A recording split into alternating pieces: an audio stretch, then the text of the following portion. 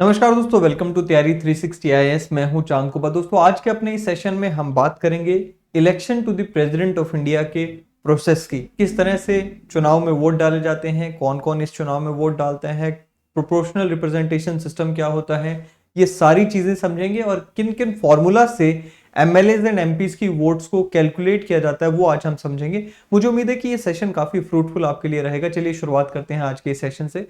इस सेशन में आगे बढ़े उससे पहले मैं आपको बताना चाहता हूं कि अगर अभी तक आपने तैयारी 360 के इस चैनल को सब्सक्राइब नहीं किया तो फटाफट से कर लीजिए। डेली बेसिस पे बहुत सारा इंटरेस्टिंग कंटेंट आपके लिए यहाँ पे डाला जाता है। बात करते हैं पूरे के पूरे सिस्टम की। देखिए, अगर मैं यूनियन एग्जीक्यूटिव की बात करूं तो आर्टिकल 52 टू आर्टिकल 78 में यूनियन एग्जीक्यूटिव की बात की गई है। लेकिन अगर मैं सिर्फ और सिर्फ प्रेसिडेंट के चुनाव की बात करूं तो दो आर्टिकल्स हमारे लिए खास करके यहां पर इंपॉर्टेंट हो जाते हैं। एक है आर्टिकल 54 और एक है आर्टिकल 55। आर्टिकल 54 में इलेक्टोरल कॉलेज की बात की गई है एंड 55 में manner of the president's election दिया गया है। अब थोड़ा सा इन आर्टिकल्स की तरफ बढ़ते हैं और देखते हैं कि क्या तरीका रहता है। सो इलेक्शन ऑफ द प्रेसिडेंट, सबसे पहले हम सब जानते हैं कि जो प्रेसिडेंट के इलेक्शन है वो डायरेक्ट नहीं, इनडायरेक्ट इलेक्शंस होते हैं, जहां पर हमारे रिप्रेजेंटेटिव्स यानी कि हमारे MLAs और MPs जिनको हमने चुनकर भेजा है वो हमारे बिहाफ पर प्रेसिडेंट ऑफ इंडिया को चुनाव करते हैं। नाउ इलेक्टोरल कॉलेज, जैसे मैंने कहा कि आपको आर्टिकल 54 इसकी बात करता है, तो उसमें क्या कहा गया है।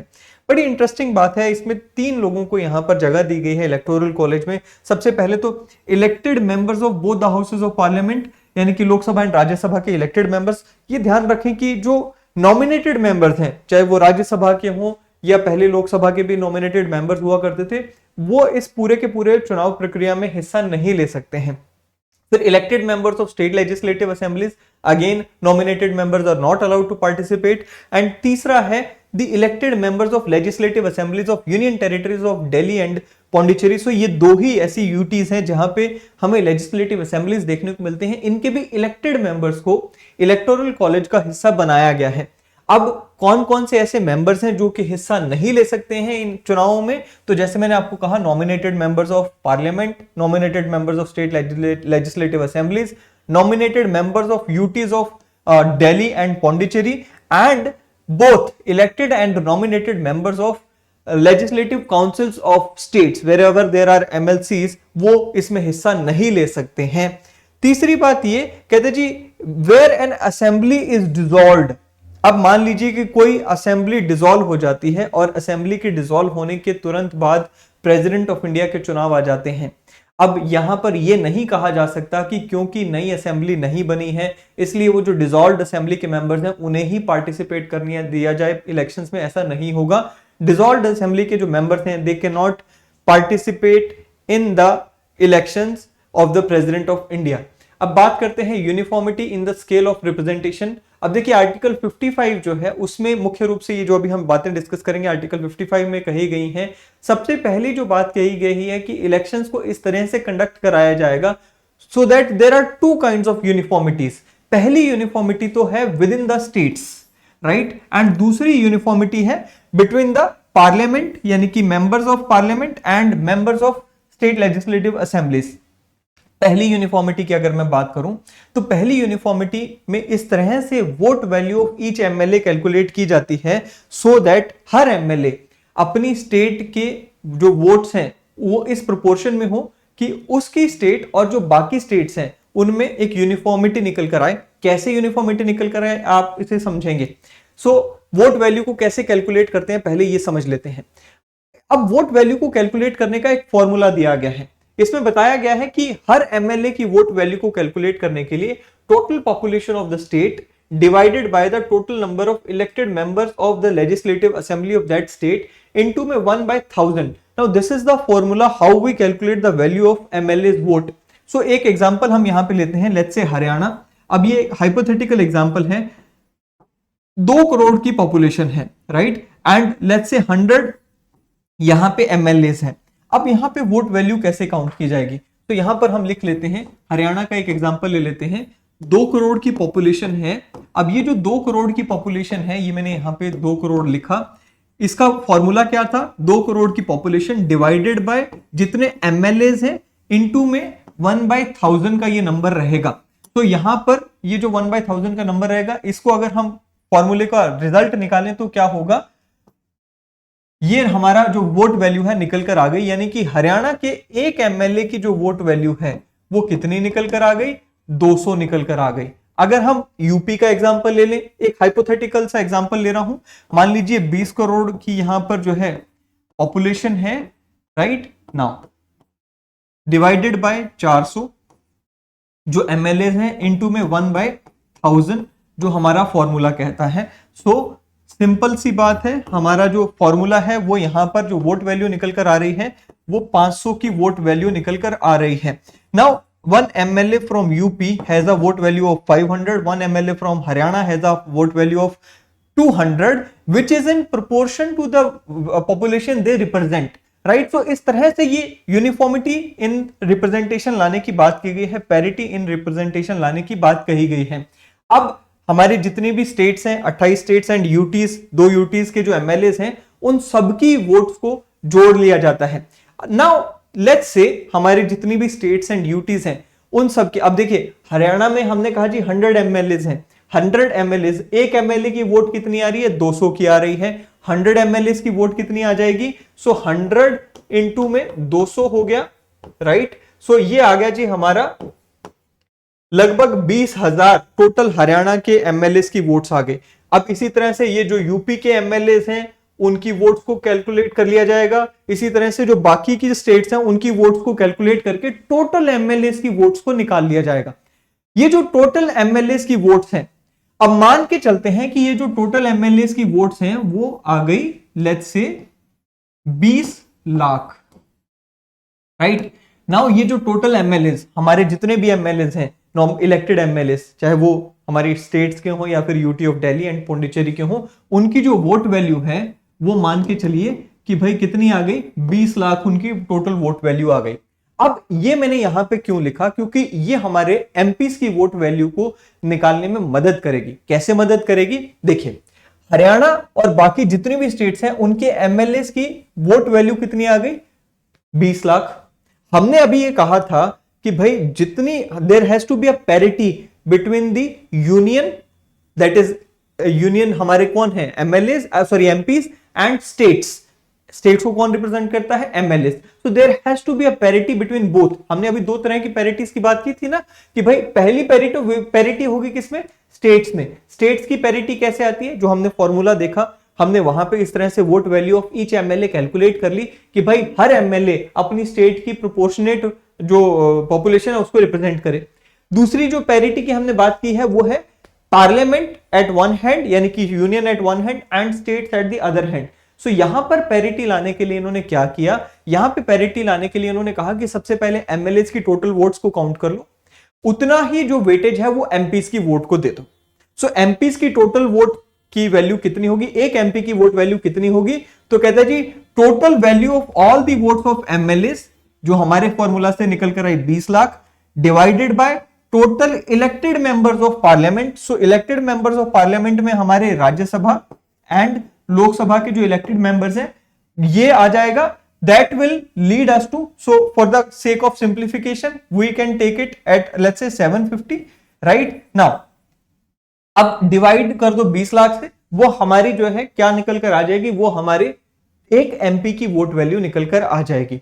सो इस तरह से वोट्स डाले जाते हैं, ये वैल्यूज काउंट की जाती हैं। सो सबसे पहले तो हमें वैल्यूज को निकालना आना समझना है, और वो हमने यहां पर देखा ना।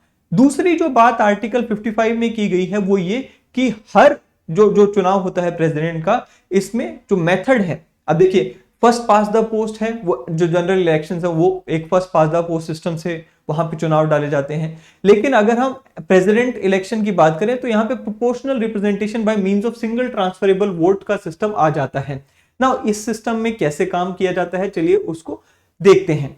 अब होगा क्या, इसमें कहता है जी भाई देखिए हम प्रोपोर्शनल सिस्टम को क्यों लेकर आए, सो दैट हम ये इंश्योर कर सकें कि जो भी व्यक्ति प्रेसिडेंट ऑफ इंडिया बन रहा है उसके पास मेजॉरिटी ऑफ वोट्स होनी चाहिए। मेजॉरिटी ऑफ वोट्स कैसे आती हैं, proportional representation by means of single transferable vote के थ्रू, उसे अब हम समझेंगे। चलिए नाउ सबसे पहले देखिए, हमने अभी दोनों तरीके से अपनी जो वोट वैल्यू थी वो हमने निकाल ली। अब हमें करना क्या है, कहता जी the quota of votes is determined, कितनी वोट्स प्रेसिडेंट को चुने जाने के लिए चाहिए होंगी वो कैसे डिटरमाइन करते हैं, तो उसके लिए भी इन्होंने एक फॉर्मूला दे दिए। क्या फॉर्मूला है, total number of valid votes polled divided by 2 + 1। तो हमने क्या कहा कि भाई 20 लाख एमएलए की वोट्स हैं, 20 लाख ही लेट्स से एमपीस की वोट्स हैं। अब टोटल वोट्स कितनी होगी, हम एक हाइपोथेटिकल नंबर लेके चल रहे हैं, 40 लाख वोट्स हो गई, डिवाइडेड बाय 2, सो कितना हो गया 20 लाख + 1। सो ये जो है नंबर ऑफ वोट्स एक इलेक्टेड मेंबर को चाहिए होंगी to become the president of India. Minimum 20 lakh एक वोट की वैल्यू जो है वो चाहिए होगी एक व्यक्ति को क्या बनने के लिए, एक व्यक्ति को प्रेसिडेंट ऑफ इंडिया बनने के लिए। I am taking these hypothetical numbers to simplify the things for you, I am not taking the real numbers. Okay now, अब ये जो हमने फॉर्मूला देखा, हमने ये डिटरमाइन कर लिया कि भाई 20 लाख + 1 यानी कि 20 लाख एक वोट मिनिमम चाहिए होगी किसको, जिस भी व्यक्ति को प्रेसिडेंट चुना जाएगा। ये हम इस एजम्पशन से लेकर चल रहे हैं कि भाई जितनी भी वोट्स डाली गई वो सभी वैलिड वोट्स हैं। ठीक है, चलिए अब how the system of proportional representation by means of single transferable vote works, ये अब हम देखने वाले हैं कैसे काम करता है। तो लेट्स से कि भाई there are 4 candidates. Okay, so let's say candidate A, I hope कि आपको ये दिख रहा होगा, अगर नहीं दिख रहा है तो फिर हम एक खाली शीट देख लेते हैं, राइट। सो यहां पर लेकर चलते हैं, ठीक है, क्योंकि वहां पे हो सकता है कि आपको ना दिखे। ठीक है, चलिए नाउ अब हम यहां पर क्या करेंगे, प्रोपोर्शनल रिप्रेजेंटेशन सिस्टम कैसे काम करता है देख लेते हैं। So let's say there are 4 candidates A, B, C and D. अब होता क्या है, जितने भी एमपीज एमएलए वोट डालते हैं उनको कुछ इस तरह का बैलेट पेपर दिया जाता है जिसमें उन्हें ए, बी, सी और डी ये चारों नाम लिखे होते हैं और इसमें अपनी प्रेफरेंस बतानी होती है। सो मान लीजिए मैं एक एमपी हूं, मेरी फर्स्ट प्रेफरेंस है 1 बी, सेकंड प्रेफरेंस है A, third preference is D and fourth preference is C. अब इस तरह से ये सभी के वोट्स को काउंट किया जाता है। अब it is very much possible कि पहली बार में ही कोई एक कैंडिडेट ऐसा हो जिसे 50% से ज्यादा वोट्स मिल जाए। सो मान लीजिए फर्स्ट प्रेफरेंस वोट्स बी को इतनी मिल गई कि भाई वो 50% से ज्यादा हो जाती हैं, तो वो पहली बार में ही इलेक्टेड डिक्लेयर कर दिए जाएंगे। सभी जो बैलेट पेपर्स हैं उनकी वैल्यूज को काउंट किया जाएगा, देखा जाएगा कि कितनी वोट्स, लेट्स से बी को जो वोट्स मिले हैं वो मिले हैं 21 लाख, ए को मिले हैं 5 लाख, सी को मिले हैं 21 और 5 हो गया 26। सो मान लेते हैं सी को मिले हैं 7 लाख एंड डी को मिले हैं 7 लाख वोट वैल्यू। तो टोटल कितना हो गया, 40 लाख हो गया, लेकिन ये 50% से ज्यादा हो गया। So B will be declared what, president of India in the very first instance. So अगर ये पॉसिबल है, पहली बार में ही लोगों की जो फर्स्ट प्रेफरेंस थी वो बी इतनी ज्यादा थी कि टोटल नंबर ऑफ वोट जो है वो 21 लाख हो गए, तो it is well and good. But let's assume कि पहली बार में बी को 21 लाख वोट नहीं मिलते हैं, बल्कि बी को लेट्स से 18 लाख वोट्स मिलते हैं एंड 18 लाख हम करते हैं तो यहां पर 8 लाख हो गया एंड इनको हम 8 लाख कर लेते हैं और इनको हम 6 लाख कर लेते हैं। ठीक है, सो मान लें कि हम पहली बार में बी को 18 लाख वोट मिले, ए को 8 लाख मिले, तो 18 और 8 26, 26 और 8 34, 34 और यहां पर हमने कहा जी 6 मिले। फर्स्ट प्रेफरेंस वोट्स के हिसाब से मैं बात कर रहा हूं। अब होगा क्या, जिसे सबसे कम वोट्स मिले हैं उसे बाहर निकाल दिया जाएगा, डी हो गया आउट। अब डी के जितने भी बैलेट पेपर्स थे जिनमें डी को फर्स्ट प्रेफरेंस मिली थी, उन बैलेट पेपर्स में हम देखेंगे कि ए, बी, सी और डी। अब मान लीजिए ये बैलेट पेपर है, डी को फर्स्ट प्रेफरेंस वोट्स मिली हैं, इसमें हम देखेंगे कि बाकी की जो सेकंड प्रेफरेंस वोट्स किस किस को मिली हैं। तो वो जो सेकंड प्रेफरेंस वोट्स इस तरह के बैलेट पेपर्स में होंगी वो उन लोगों को ट्रांसफर कर दी जाएंगी। सो मान लीजिए ये बैलेट पेपर में डी को फर्स्ट प्रेफरेंस वोट थी लेकिन डी तो आउट हो गए, सो यहां पे सेकंड प्रेफरेंस वोट्स को उठाया जाएगा। यहां की सेपरेट जो सेकंड प्रेफरेंस वोट है वो बी को चली गई। अब मान लीजिए एक और बैलेट पेपर था, उसमें डी को फर्स्ट प्रेफरेंस वोट थी और ए को सेकंड प्रेफरेंस वोट थी, तो वो ए को ट्रांसफर हो गई। इसी तरह से हम बाकी सब में भी कैलकुलेट कर लेंगे। सो डी के जितने भी फर्स्ट प्रेफरेंस वाले बैलेट पेपर्स थे उसमें से हम सेकंड प्रेफरेंस वोट्स को निकालकर इन तीनों में बांट देंगे और फिर से हम देखेंगे कि अब फर्स्ट प्रेफरेंस इनकी votes plus second preference D वाले बैलेट पेपर से जो वोट्स आके इनको मिल रहा है, टोटल काउंट कितना बन रहा है। अगर टोटल काउंट लेट्स से यहां पर बी का 21 लाख या 20 लाख एक वोट भी बन गया तो हम क्या कर देंगे, बी को विनर डिक्लेयर कर देंगे। So this is how proportional representation by means of single transferable vote works, right. So ये तरीका है भाई कि जिस तरीके से ये पूरा का पूरा सिस्टम काम करता है। नाउ अब आगे बढ़ते हैं और डिस्प्यूट रिजोल्यूशन की बात करते हैं।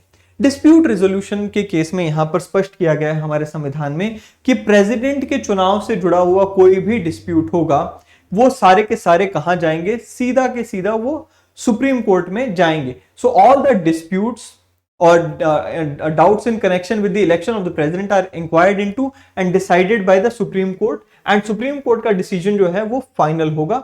और साथ ही में ये कहा गया है कि election of the president cannot be challenged on the ground that the electoral college was incomplete। Electoral college incomplete होने का मतलब क्या, जैसे मैंने आपको बताया कि मान लीजिए कोई स्टेट है उसमें उसको डिसॉल्व कर दिया गया उसकी असेंबली को, है ना, अब वो इलेक्टोरल कॉलेज इनकम्प्लीट हो गया तो उस ग्राउंड पे तो चैलेंज नहीं किया जा सकता।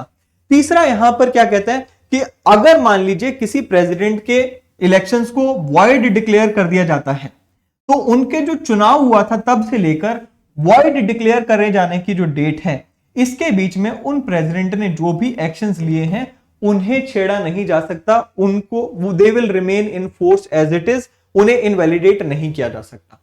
अब क्रिटिसिज्म भी हुआ क्योंकि ये जो सिस्टम है काफी कॉम्प्लेक्स सा सिस्टम है, बट इसका क्रिटिसिज्म भी हुआ था और क्रिटिसिज्म का जवाब भी हम यहां पे देख लेते हैं। जो सबसे पहला क्रिटिसिज्म था वो ये था कि कुछ मेंबर्स ऑफ कॉन्स्टिट्यूएंट असेंबली ने डायरेक्ट इलेक्शंस को प्रपोज किया था for the president of India, but direct elections को इसलिए नहीं लाया गया because direct elections are not in harmony with the parliamentary system of the government, क्योंकि parliamentary system of the government में जो रियल पावर है वो प्राइम मिनिस्टर के पास है एंड जो नॉमिनल हेड है वो प्रेसिडेंट है। काम होना है प्राइम मिनिस्टर के कहने पर, काउंसिल ऑफ मिनिस्टर के कहने पे। सो प्रेसिडेंट के ऊपर इतना डायरेक्ट इलेक्शंस का खर्चा करके, और उनको पावर तो है नहीं, इतना ज्यादा उसमें टाइम एंड खर्चा करने का कोई पॉइंट नहीं बनता। सो इसलिए यहां पर डायरेक्ट इलेक्शंस नहीं लाए गए। दूसरा हमें देखने को मिलता है कि भाई very costly, again vast size of electorate हो जाएगा। डायरेक्ट इलेक्शंस इसलिए भी नहीं किए गए क्योंकि वेरी कॉस्टली है, एनर्जी कंज्यूमिंग है, size of electorate is very big and only symbolic head के लिए वास्ट इलेक्शंस को करवाना फायदा नहीं है, राइट। इसके अलावा और क्या होता कि सम मेंबर्स सेड कि भाई only 2 houses of the parliament, that is Lok Sabha and Rajya Sabha के इलेक्टेड मेंबर्स के द्वारा ही इनके चुनाव करवा दो, स्टेट लेजिस्लेटिव असेंबलीज को लेकर क्यों आए। यहां पे कहा गया कि भाई देखिए president is the head of the union, तो ये स्टेट्स के भी उतने ही हेड हैं जितने की यूनियन गवर्नमेंट के हेड हैं। अब होगा क्या अगर हम सिर्फ और सिर्फ प्रेसिडेंट को लोकसभा एंड राज्यसभा के लोगों के द्वारा ही चयनित करवा दें।